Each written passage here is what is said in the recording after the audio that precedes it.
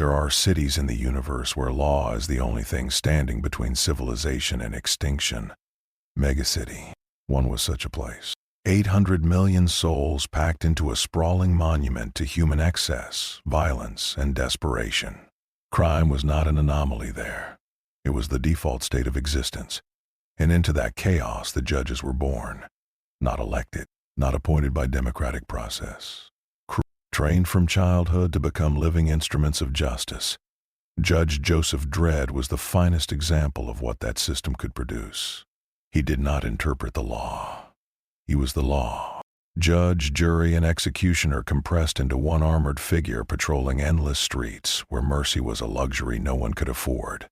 His world was brutal, but it was ordered. Every crime had a sentence. Every sentence was carried out immediately. There were no appeals, no retrials, no second chances. The system was harsh because anything less would have collapsed under the weight of its own population. Dredd enforced that system without hesitation, without doubt, and without the luxury of questioning whether it was right. It worked. That was enough. But even Megacity 1, with all its dysfunction and bloodshed, was a functioning society. It had infrastructure. It had courts, however swift and merciless. It had laws written down and applied with rigid consistency. Dredd believed in that consistency. He had seen what happened when law broke down, when chaos was allowed to thrive unchecked. He had walked through the ruins of cities that fell because their enforcers hesitated, because their systems allowed corruption to fester. He never hesitated. That certainty defined him. It was his strength and his limitation. He could not imagine a world where the law itself had become meaningless, where order existed only as a mask over incomprehensible horror. Then the dimensional rift tore open above Sector 87. It began as an experiment. Scientists working with recovered dimensional technology, fragments of something that should never have been found. They called it warp energy research. Dredd was not a scientist. He did not understand the theories.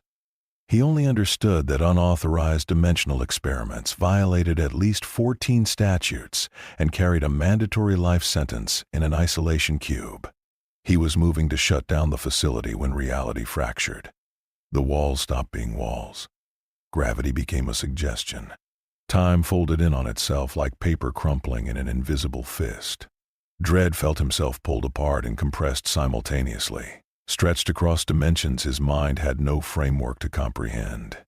He saw colors that did not exist, heard sounds that predated language, felt the presence of things watching from angles that should not have been possible. Then there was impact, cold metal, thin air, the smell of decay and burning promethium.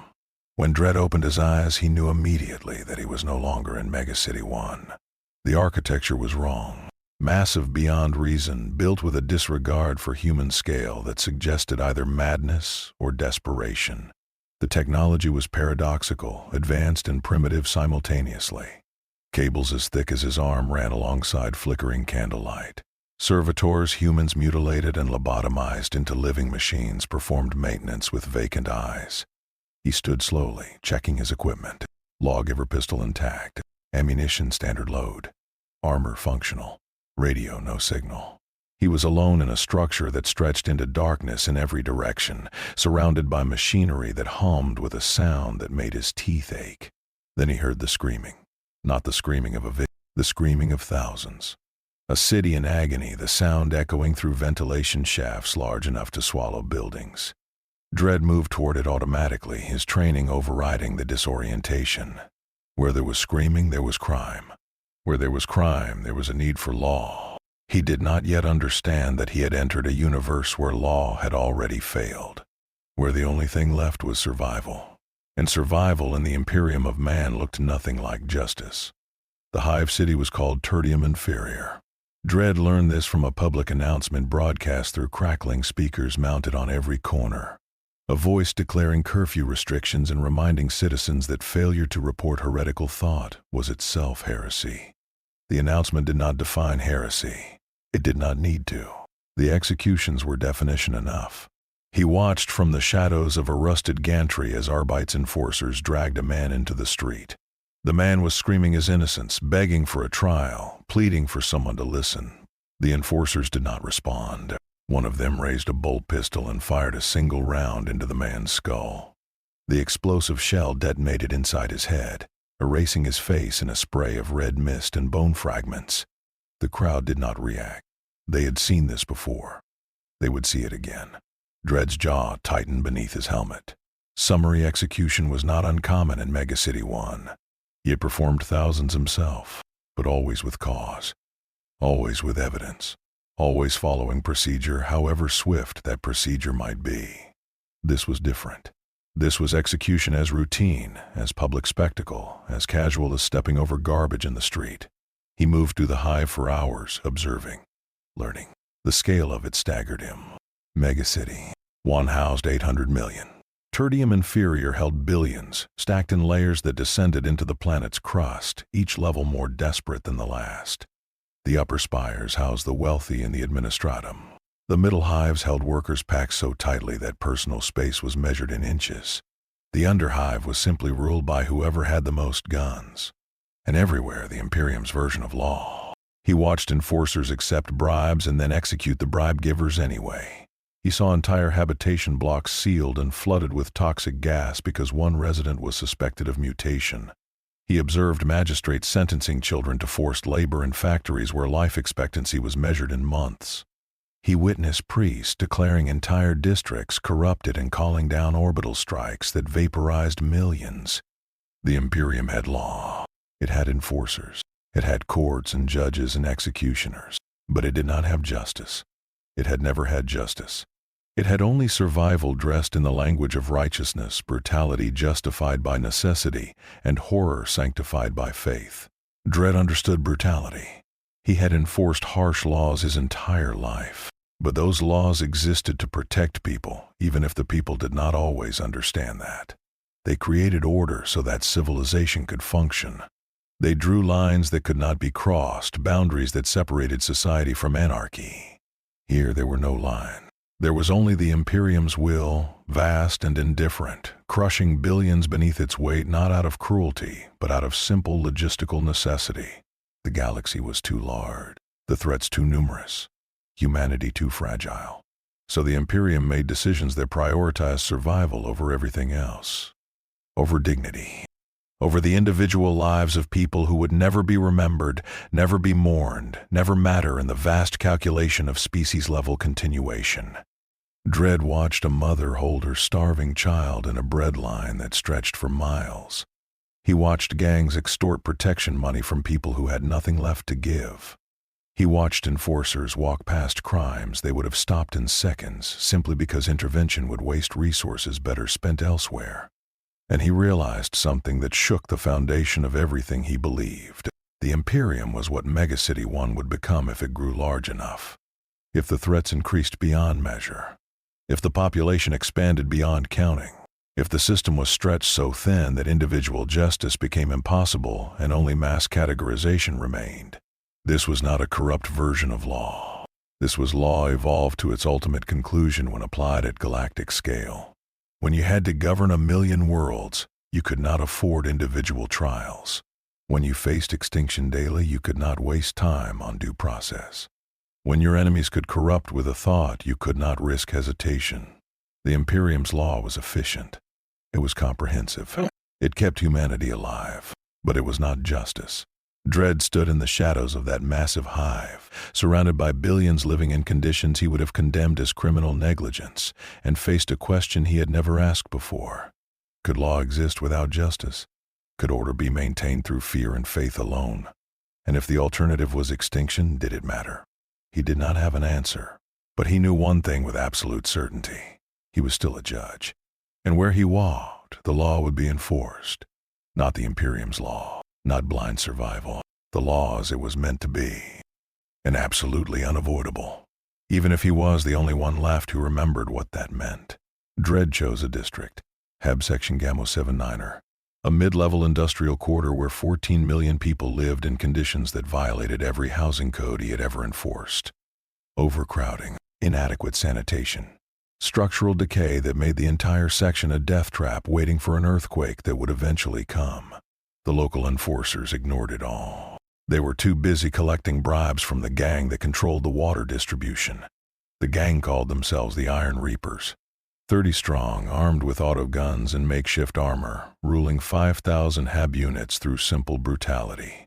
They controlled water access, food distribution, and protection from the predators that crawled up from the underhive. People paid or they died.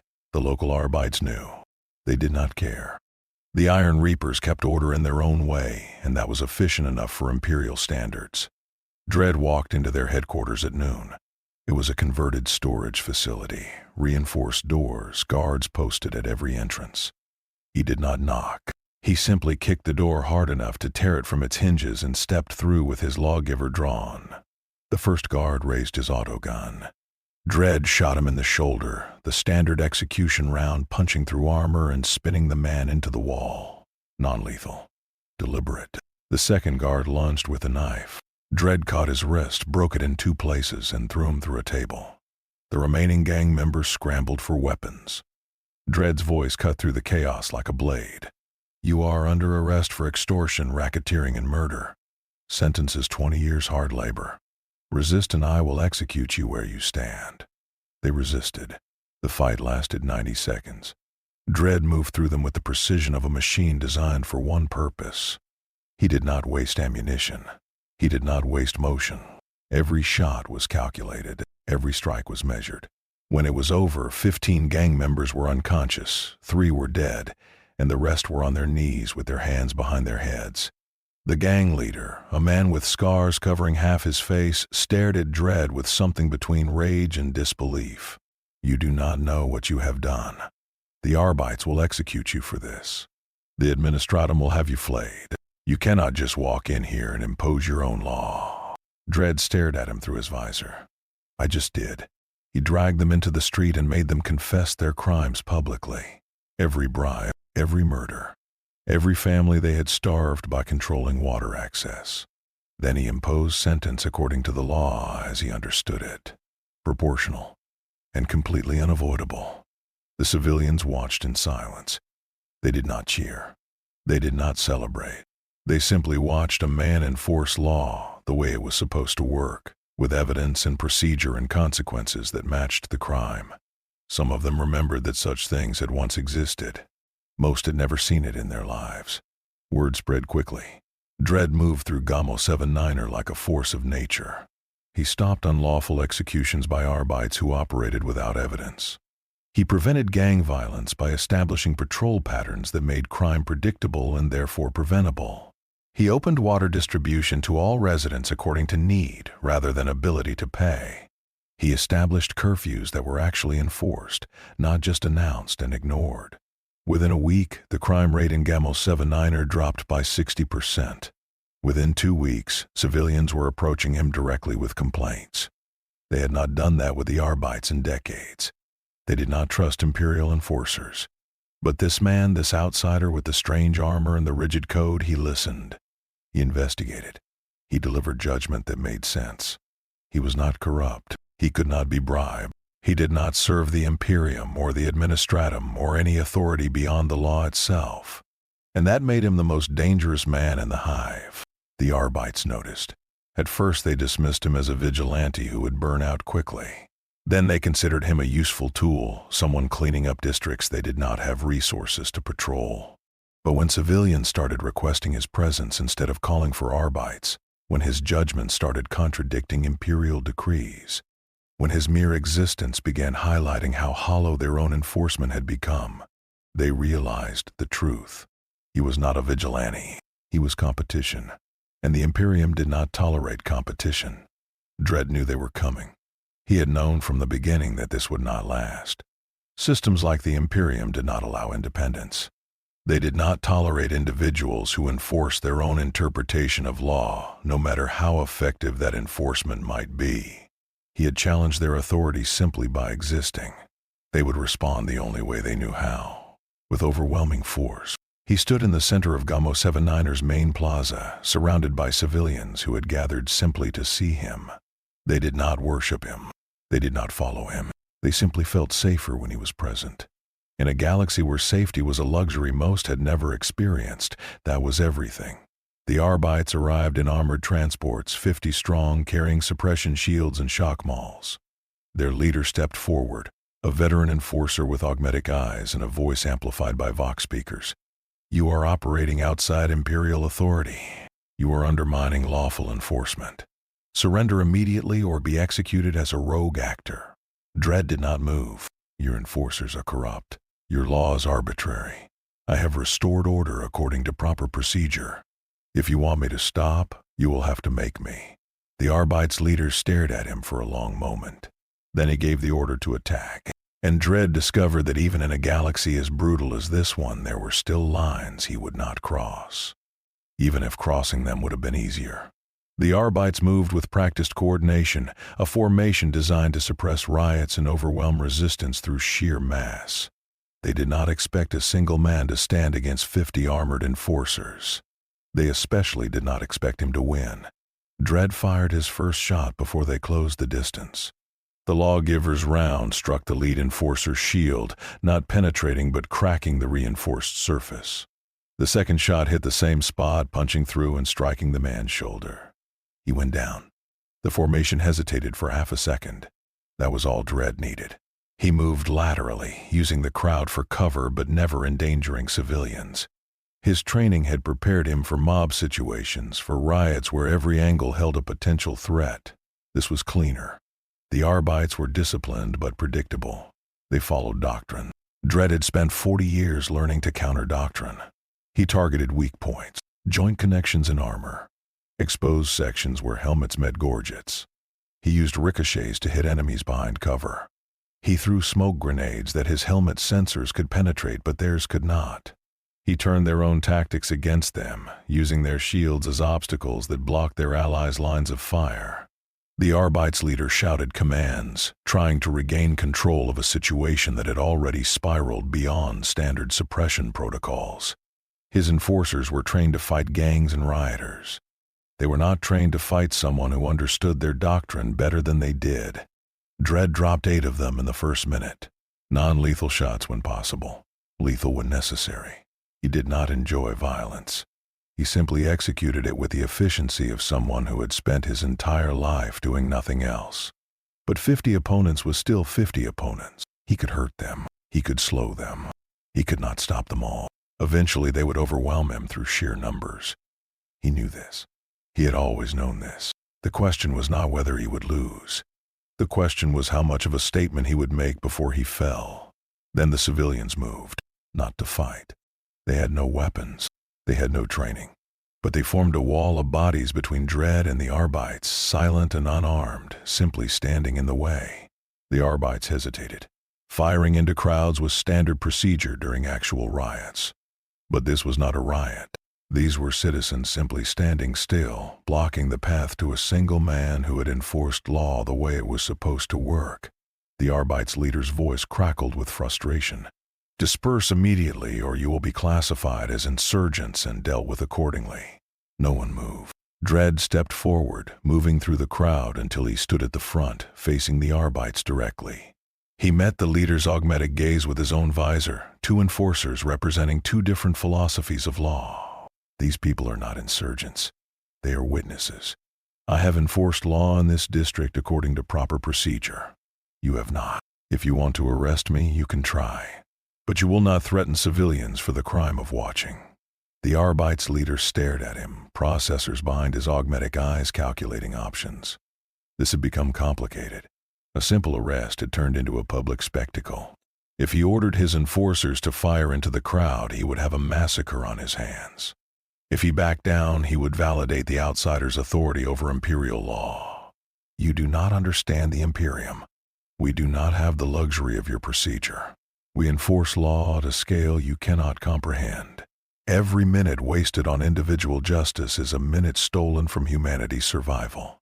We make hard decisions so that people like these can continue existing." Dredd's voice was cold and absolutely certain. "And I have heard that excuse from every corrupt judge, every brutal enforcer, and every tyrant who ever prioritized power over justice. The scale does not matter. The principle remains. Law without fairness is just organized cruelty. And cruelty, no matter how efficient, will eventually destroy what it claims to protect. Then you do not understand the galaxy you have entered. This is not your ordered city. This is a universe where gods exist and they are all hostile, where nightmares crawl through dimensions beyond comprehension, where humanity clings to existence by its fingernails, and every moment of hesitation costs billions of lives. Your principles are a luxury we cannot afford. Then you have already lost. Because if your law is indistinguishable from the chaos you claim to fight, then you are not protecting humanity. You are just deciding how it dies. Silence fell across the plaza. The civilians watched two men debate the nature of justice in a galaxy that had forgotten the word. The Arbites enforcers waited for orders that did not come. And somewhere in the vast machinery of the Imperium, observers took note of something dangerous. A man who could not be corrupted, who could not be intimidated, who enforced law without faith in the Emperor or loyalty to Imperial authority. A man who represented what the Imperium had once claimed to be, before survival became the only goal that mattered. The Arbites leader finally spoke, his voice heavy with something that might have been regret. You will be taken into custody pending inquisitorial review. You will not be harmed, but you will answer for operating outside Imperial authority. Dredd considered this. He could fight. He would lose, but he would make them pay for every meter. Or he could cooperate and see exactly how deep the corruption went. Learn the system before deciding whether it could be salvaged or simply had to be endured. He lowered his lawgiver and placed it on the ground. I will come with you, but these people remain untouched. They committed no crime. If your enforcers harm them, I will hold you personally responsible. The Arbites leader nodded slowly.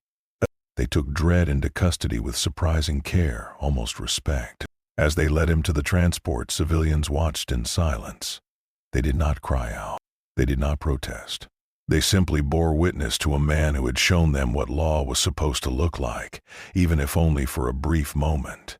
And in a galaxy where hope was the rarest commodity, even brief moments mattered. The transport doors closed. The convoy pulled away from Gamma 79er. And Judge Joseph Dredd was taken deeper into the machinery of the Imperium, toward individuals who would decide whether he was a tool to be used or a threat to be eliminated. He suspected they had not decided yet. That uncertainty was the only advantage he had. The inquisitorial facility was not a prison. It was an observation chamber, a place where dangerous individuals were studied rather than simply executed. Dredd spent 3 days in a cell that was almost comfortable, monitored by sensors he could detect and others he probably could not. They brought him food. They allowed him rest. They did not torture him or even question him aggressively. They simply watched. On the 4th day, everything changed. The alarms started at midnight. Not the standard security alerts he had heard throughout the hive's normal operation. These were deeper, more urgent, accompanied by a sound he had never heard before. Screaming that came from inside people's minds rather than their mouths. Dredd stood as his cell door suddenly unlocked, emergency protocols overriding standard security. A robed figure appeared in the doorway, an inquisitorial acolyte with eyes that had seen too much. The Underhive has erupted. Chaos cultists, thousands of them led by something that should not exist in real space. We are evacuating essential personnel. You are being released under combat conscription protocols. Take this. She handed him his lawgiver and ammunition. The hive must be contained. If you wish to enforce your version of law, enforce it against them. Then she was gone, running toward evacuation routes with other personnel. Dredd loaded his weapon and moved toward the sounds of violence. The Underhive had always been a lawless place, but what was boiling up from its depths was not simple crime. It was corruption in its purest form, chaos given flesh and purpose.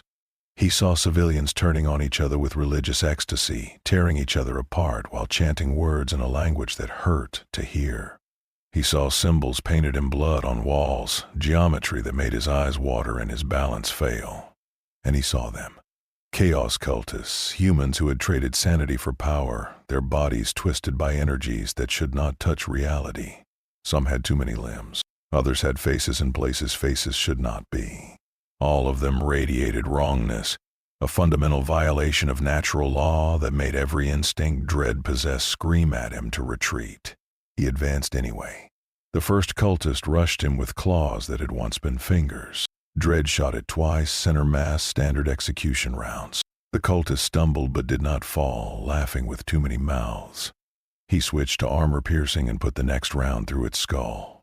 That worked. The body collapsed, flesh already beginning to rot with unnatural speed. More came. They did not fight like criminals or even soldiers. They fought like natural disasters, throwing themselves at him with complete disregard for survival. Death meant nothing to them. Pain was just sensation. They served something beyond mortality, beyond reason, beyond anything law could address. Dredd realized the problem immediately.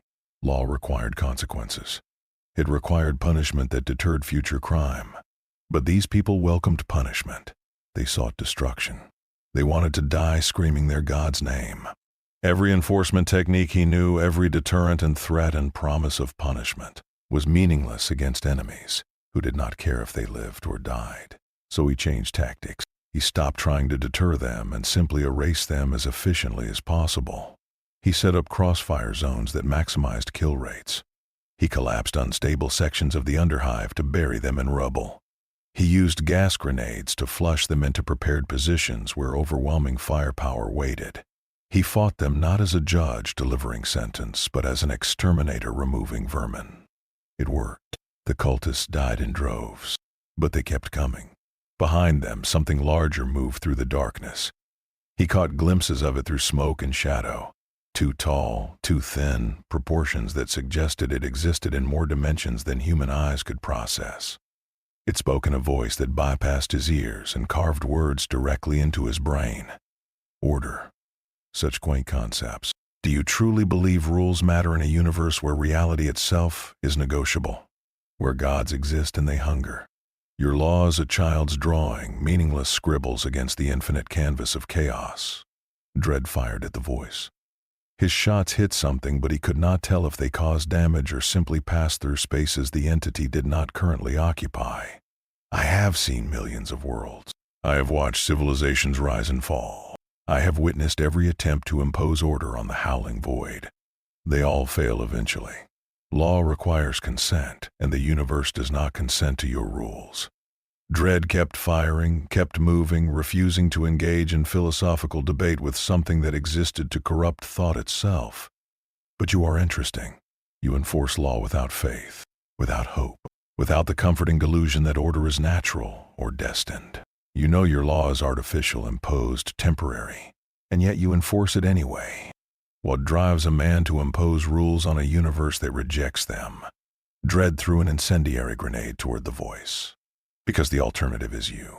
The explosion lit the underhive in harsh chemical light. The entity laughed, a sound that made reality ripple. Then you understand nothing. We are not the alternative to order.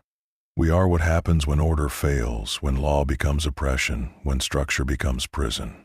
We are liberation. We are the truth that law tries to hide. That existence is chaos and pretending otherwise only delays the inevitable. Dredd advanced through the flames. I have heard that speech before. From every anarchist, every nihilist, every criminal who thinks rules do not apply to them. And I have watched cities burn when people believe it. Chaos is not liberation. It is just violence without consequence. And wherever I walk, there are consequences. He emptied his magazine into the entity's approximate location. Something shrieked and reality snapped back into normal geometry. The cultists hesitated, their connection to whatever empowered them suddenly uncertain. Dredd reloaded. You want chaos? I will give you order. Every one of your followers will be judged. Every crime will carry a sentence. You want to spread corruption? I will burn it out, one block at a time, until this entire hive remembers what law looks like. The entity retreated into shadow, its voice fading but not gone. Then this hive will be your grave, lawman. You cannot judge what you cannot understand. You cannot punish what does not fear punishment. And you cannot save a galaxy that was lost 10,000 years ago. It vanished completely. The cultists collapsed, their connection severed, suddenly just humans again, confused and terrified by what they had done while possessed. Dredd stood in the burning underhive, surrounded by bodies, covered in blood and worse things, his armor cracked and his ammunition running low. And he began making arrests. Because even in a galaxy gone mad, even facing corruption beyond reason, even knowing the fight was hopeless, he was still a judge. And judges did not surrender to chaos. They delivered sentence. The suppression of the chaos uprising took 18 hours.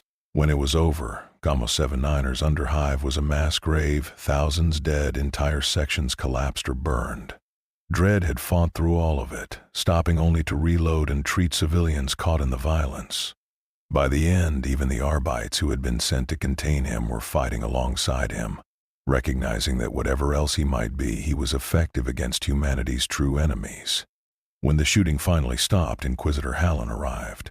She was older than Dredd, augmented but not excessively, wearing power armor that bore the marks of decades of service. Her eyes were human, sharp and calculating, studying him the way a craftsman studies a tool of uncertain quality. She dismissed the Arbites with a gesture and stood before Dredd in the ruins of what had been a commercial district. You killed 473 cultists. You saved approximately 2,000 civilians. You did this without faith in the Emperor, without authority from the Imperium, and without any understanding of the forces you were fighting. That is either impressively reckless or genuinely remarkable. I have not decided which. Dredd reloaded his lawgiver without looking at her. They were criminals. I stopped them. Everything else is irrelevant. You face demons and corruption from beyond real space and you call them criminals. You reduce cosmic horror to civil violations. That should be absurd. Yet you made it work. She stepped closer, studying his armor, his weapon, his posture. You are a problem. Do you understand that? The Imperium has spent 10,000 years building a system that keeps humanity alive. That system requires absolute faith, absolute obedience, and absolute uniformity. You provide none of those things. You enforce law without reverence. You deliver justice without acknowledging Imperial authority. You make people remember that enforcement can be fair. And that is a problem? Because fair enforcement is impossible at galactic scale. We govern 1 million worlds, trillions of souls, threats beyond counting. We do not have time for individual justice. We categorize, we prioritize, we make decisions that sacrifice millions to save billions. It is brutal. It is sometimes monstrous. But it works. Your fairness, your procedure, your insistence on judging individuals rather than populations, that is a luxury we cannot afford. Dredd met her gaze. Then your system is broken. Our system is functional. Humanity endures. That is the only metric that matters in a galaxy actively trying to exterminate us. Humanity endures as slaves, as cattle, as numbers in your logistical calculations. You have traded freedom for survival and called it victory. I have seen corrupt systems before. I have worked within them when necessary. But I have never seen one that gave up on justice entirely and claimed it was for the greater good. Inquisitor Hallen smiled, but there was no warmth in it. You sound like the Emperor did once, before he understood the true nature of the galaxy, before he learned that idealism dies when confronted with gods who hunger for souls. He wanted justice too. He wanted enlightenment, reason, progress. And that dream burned in the fires of the Horus heresy. What remains is survival. Nothing more, nothing less. She turned and walked a few steps, her armored boots crunching on debris. But you have forced me to confront an uncomfortable question. You enforce law effectively without our faith, without our authority, without our methods. You make people feel safe without indoctrinating them. You deliver order without crushing their spirits entirely. If one man can do this in one district, what does that say about our system? What does it say about the Imperium that we require such overwhelming brutality when you accomplish the same goal with simple fairness? Dredd said nothing. He had learned that sometimes silence was more effective than argument. I have discussed you with my colleagues. There are 3 factions forming. The first wants you executed immediately. You represent ideological contamination, a reminder of standards we can no longer maintain. The second wants you recruited, made into a tool of the Imperium, your methods studied and possibly replicated in limited circumstances. The third simply wants you gone, returned to wherever you came from because your presence asks questions we cannot afford to answer. And which faction do you represent? Simultaneously, she turned back to face him. You are dangerous because you are right. Law should be fair. Justice should be available to individuals. Enforcement should be accountable. These are not radical ideas. They are foundational to civilization. But we exist in a state of permanent emergency where civilization is a mask we wear to hide the desperate scramble for survival underneath. Your fairness exposes that mask, and I do not know if humanity can afford to see what lies beneath. Then you have already lost. But we have lost slowly, over 10,000 years, and that slow defeat has kept humanity alive when every other path led to extinction. Is that not worth something? Is survival without justice preferable to extinction with principles intact? Dredd considered this. It was the core question, the fundamental problem of the Imperium. They had traded everything, every value and ideal and dream, for simple continuation. And it had worked. Humanity endured, brutalized and oppressed, and barely recognizable as the species that had once reached for the stars with hope, but alive. Was that enough? I do not have an answer to that question. But I know that the moment you stop trying to be better, the moment you accept brutality as inevitable, you have become the enemy you claim to fight. Chaos does not care about survival or extinction. It cares about corruption. And a system that abandons justice has already been corrupted. It just has not admitted it yet. Inquisitor Hallen stared at him for a long moment. You will be allowed to continue operating in Gamma 79er, under observation, under restriction. You will enforce law as you see fit within that district, but you will not expand beyond it. You will not challenge Imperial authority outside your designated zone.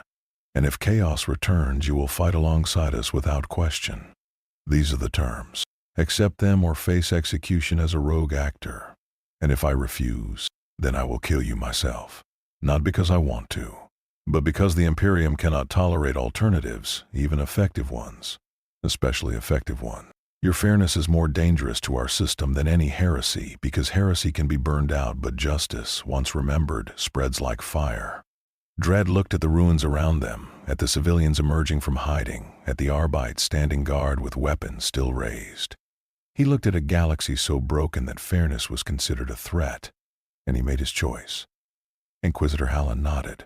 Then you are the only lawman in the galaxy who enforces law the way it was meant to work. I do not know if that makes you a hero or a fool, but I suppose we will find out. She left him standing in the ruins of Gamma 79er, one man in a galaxy of trillions, holding on to principles that should have died millennia ago. But principles Dredd had learned were harder to kill than people realized. Sometimes they endured simply because someone refused to let them die. The vision came without warning during what should have been a routine patrol. One moment Dredd was investigating a disturbance in Gamma 79er's commercial sector. The next his mind was elsewhere, torn from his body and pulled across distances that should not have been possible. He stood in a throne room larger than cities. Gold and marble stretched in every direction, architecture so massive it made human scale meaningless. And at the center, elevated on a throne built from suffering and necessity, sat something that had once been a man. The Emperor of mankind, or what remained of him. Dredd could not see clearly. His mind was not equipped to process what sat before him. He caught impressions. A body maintained past any reasonable definition of life. Power contained within failing flesh. Consciousness spread so thin across so many tasks that awareness was more concept than reality. And pain. Endless, eternal pain accepted as the price of humanity's continuation. He did not hear words. The Emperor had not truly spoken in 10,000 years. But understanding flowed into Dredd's mind anyway, concepts compressed into forms his consciousness could process. You are the lawman from outside, the one who remembers justice. Dredd's mental voice was steady. I am Judge Dredd. I enforce the law. Not hesitation but consideration, thought processes operating at scales beyond human comprehension. I was like you once. I believed law could be fair, that justice was achievable, that humanity could be governed with reason rather than fear. I built an Imperium on those principles. Enlightenment. The imperial truth was meant to free humanity from superstition and unite it under rational law. My sons betrayed me. Half of them turned to chaos, seduced by powers I had tried to deny existed. The galaxy burned. Everything I built collapsed. And I learned the fundamental lesson of this universe. Idealism is a luxury purchased with blood, and the price was too high. So I abandoned justice for survival. I became what I had fought against because the alternative was extinction. Dredd stood before the psychic echo of a god emperor and felt something he rarely experienced. Recognition. You sacrificed your principles to protect humanity. I sacrificed everything. My dream, my sons, my own humanity. I have sat on this throne for 10,000 years, dying but unable to die, maintaining systems I despise because they are the only things keeping my species alive. Every day I make decisions that condemn billions. Every hour I authorize atrocities that would have horrified the man I once was. And I do it because the alternative is worse. And now you are the very tyranny you fought to prevent. The answer was simple and infinitely weary. I have become the cruel god my Imperium worships, not because I wanted divinity, but because humanity needed something to believe in when reason failed them. They needed faith. They needed certainty. They needed a tyrant who would make the impossible decisions so they did not have to. So I became that tyrant. And the Imperium endures. At what cost? Everything. But it endures. Silence filled the throne room, two enforcers of law contemplating the choices that had led them to this moment. One who had saved humanity by destroying everything it should have been. One who still believed law could mean something beyond survival. You judge me. I can feel it. You stand before the master of mankind and find him guilty of abandoning justice. Hold on to that judgment. Hold on to your certainty that law should be fair, that justice matters, that principles are worth preserving even when the galaxy rejects them.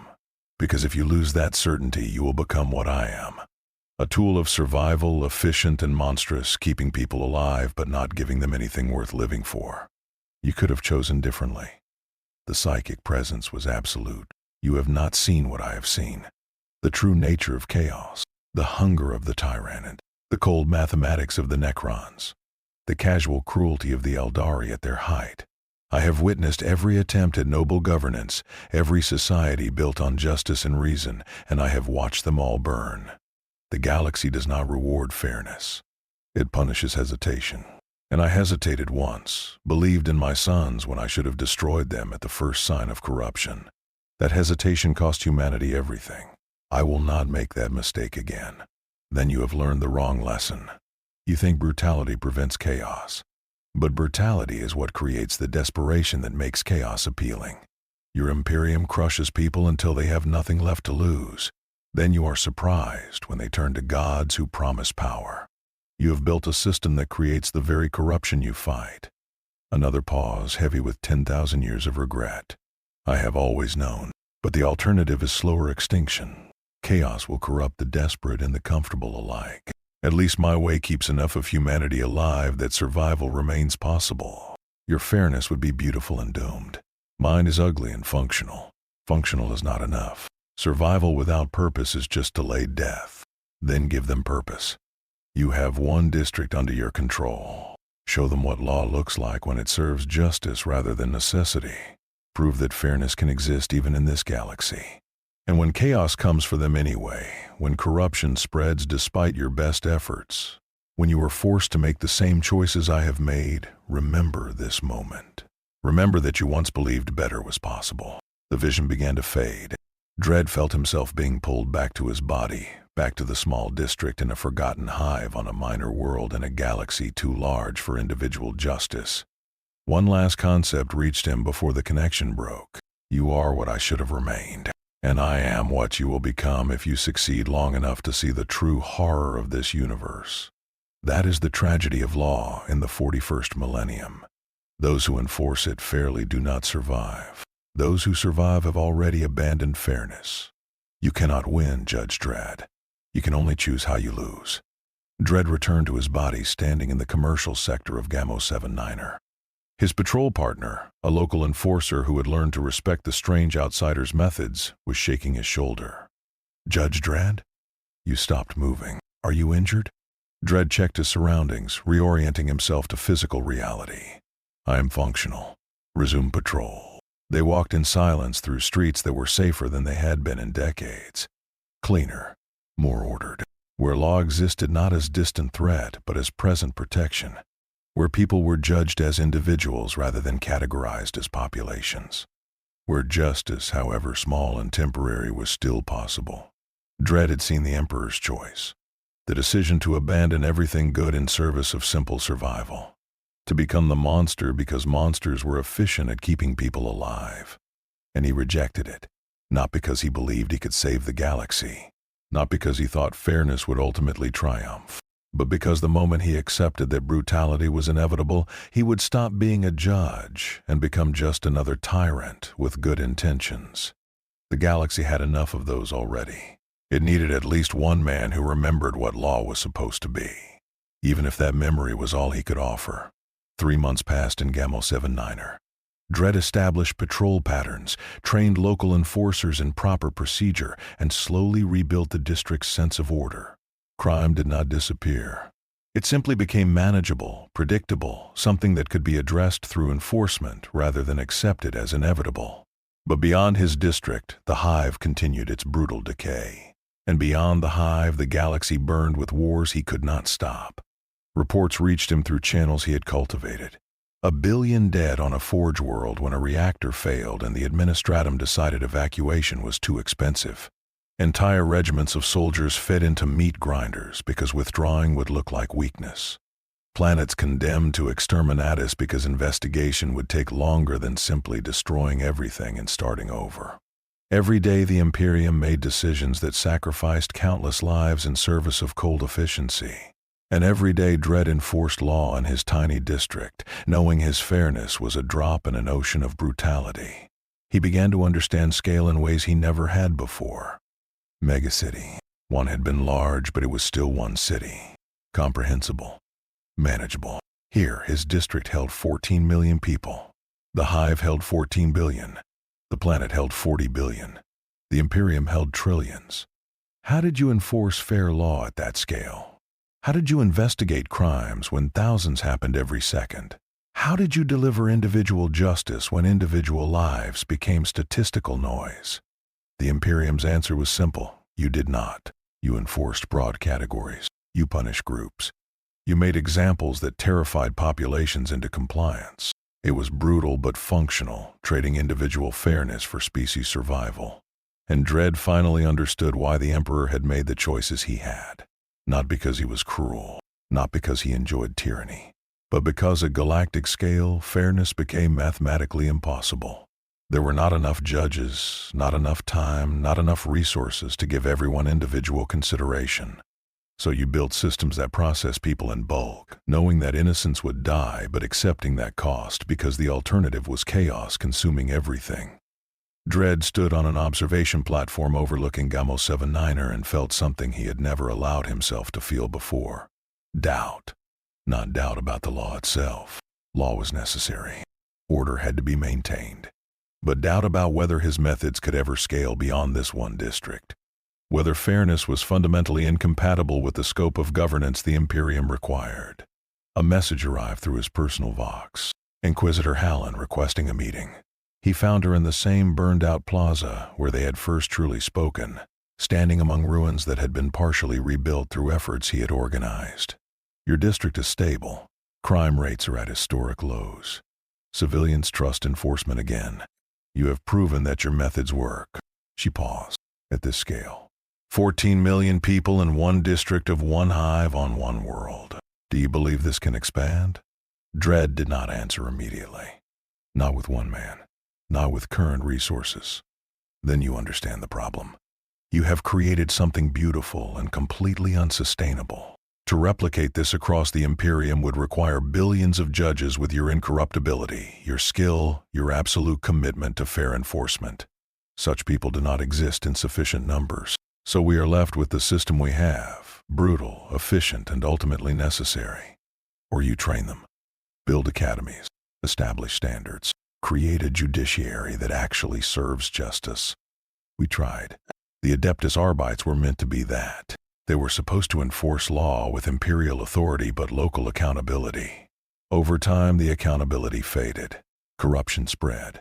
Standards lowered because perfect enforcement was impossible and adequate enforcement required cutting corners. Your Arbites became my Arbites because that was the only way to maintain coverage at galactic scale. She stepped closer, her expression tired. You have forced me to confront the central tragedy of the Imperium. We have not abandoned justice because we are cruel. We have abandoned it because we are stretched too thin. Every resource spent on fairness is a resource not spent on survival. Every hour wasted on proper investigation is an hour chaos uses to spread. Your method works, but it is too slow, too resource-intensive, too dependent on exceptional individuals. My method is monstrous, but it keeps trillions alive who would die under your fairness. Dredd watched civilians moving through the plaza below, going about their lives without fear. He had given them that, but he could not give it to the hive, could not give it to the planet, could not give it to the galaxy. Then we are discussing acceptable laws. How many innocents die under your system versus mine? And my system kills fewer because it operates at scale. Your fairness saves thousands while billions burn. My brutality saves billions while thousands are crushed. The mathematics are cruel but clear. Mathematics that assume your brutality is the only option, that treat fairness as luxury rather than foundation. You have optimized for survival so completely that you forgot to preserve anything worth surviving for. And you have optimized for worth so completely that your people would not survive long enough to appreciate it. They stood in silence, two enforcers who had dedicated their lives to law, confronting the fundamental tension between justice and scale. Finally, Dredd spoke. I cannot save the galaxy. I cannot reform the Imperium. I cannot even save this hive. But I can save this district. And perhaps that is enough. Not because it is optimal or efficient or scalable, but because these 14 million people deserve to live under law that treats them as individuals rather than numbers. They deserve to know that justice is possible, even if it is not universal. Inquisitor Hallen nodded slowly. Then you have chosen noble futility over effective monstrosity. I respect that, even as I recognize its limitations. Your district will remain your responsibility. The Imperium will not interfere, but neither will we support expansion. You are a reminder of what we lost, preserved in a small corner so we remember that we once believed better was possible. She turned to leave, then paused. The Emperor saw you, did he not? In a vision or dream or psychic echo? I can tell. Something changed in how you carry yourself. He showed me what happens when lawmen give up on justice to save civilization. And what did you learn? That I would rather die as a judge than survive as a tyrant. She left him standing in the plaza, one man against a galaxy, enforcing law that could not scale, protecting people he could not save, but protecting them nonetheless. Because someone had to remember what law was supposed to be. Years passed. Dredd could not measure them precisely. Time in the hive was marked by shifts and cycles rather than natural days, and he had stopped tracking external calendars after the first year. It did not matter. His work continued regardless of what year it was or how long he had been doing it. Gamma 79 remained stable. New enforcers trained under his methods took over patrol routes he had established. The district had become something rare in the Imperium, a place where law meant protection rather than threat, where justice was delivered according to evidence rather than efficiency. It was a small victory in a galaxy that did not care about small victories. Dredd knew his work was temporary. Eventually he would die. Eventually the system would reassert itself. Eventually the Imperium's brutal efficiency would reclaim this district, and it would become just another sector where people lived in fear of arbitrary punishment. His fairness would be remembered as a brief anomaly, a strange period when an outsider enforced law the way myths said it should work. But until that day came, he would continue. He walked his patrol routes through corridors he had memorized completely. He knew which corners gangs used for deals. He knew which hub units housed vulnerable populations. He knew where crime would emerge before it happened, because crime followed patterns and patterns could be disrupted through presence and enforcement. Civilians greeted him now, not with worship or fear, but with the simple acknowledgement given to public servants who actually served. They knew he would investigate their complaints. They knew he would judge fairly. They knew he could not be bribed or intimidated or corrupted.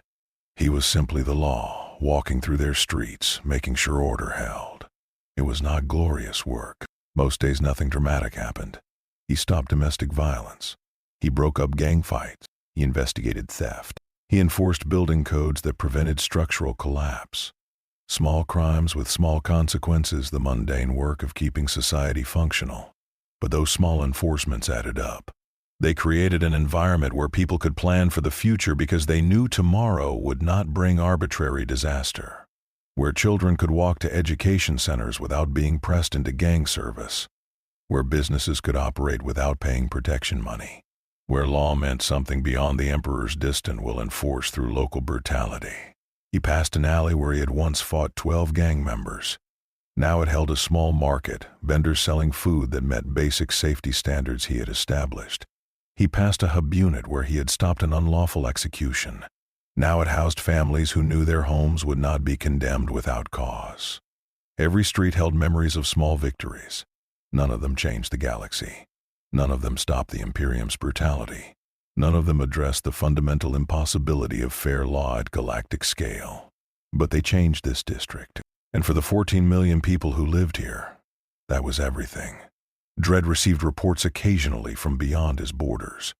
Chaos cults rising on distant worlds. Tyrannid fleets consuming sectors. Wars that killed billions over resources or ideology or simple momentum. The galaxy continued its brutal churn, grinding civilizations between cosmic horrors and imperial necessity. He could not stop any of it. He could only enforce law in the small space where his authority reached. It should have felt futile. Perhaps it was futile. But futility had never stopped him before. He was a judge. Judges did not surrender because the odds were impossible. They enforced law because law had to be enforced. Because order had to be maintained. Because someone had to stand between civilization and chaos, even when that stand was temporary and local and ultimately insufficient. Night Cycle fell across Gamma 79er, artificial darkness managed by Systems Dredd had helped repair. He continued his patrol through streets that were safer because he walked them. Past people who slept easier because law still meant something. Somewhere in the vast machinery of the Imperium, the Emperor sat on his golden throne, maintaining systems that kept humanity alive through sheer brutal force. Somewhere beyond real space, chaos gods laughed at mortal attempts to impose order on a universe that rejected it. Somewhere in the void between stars, threats beyond counting moved toward human worlds that would burn regardless of how well their law was enforced. And in one district, on one hive, on one minor world, Judge Joseph Dredd walked his patrol. He did not win. The galaxy was too large for winning, the threats too numerous, the darkness too deep. But he did not need to win. He only needed to enforce law fairly for one more day, in one more district. For one more group of people who deserved justice, even if the galaxy could not provide it. The law did not save the galaxy, but it saved them. And for a judge who had spent his entire life protecting people from chaos, that was enough. He continued his patrol through endless corridors, helmet visor reflecting harsh industrial light, lawgiver ready, presence unwavering. The same as yesterday, the same as tomorrow, the same as every day until the day he fell. A judge passing sentence in a galaxy that had forgotten what judgment meant. Alone but still walking, still enforcing, still believing that law, however limited, mattered. The patrol continued.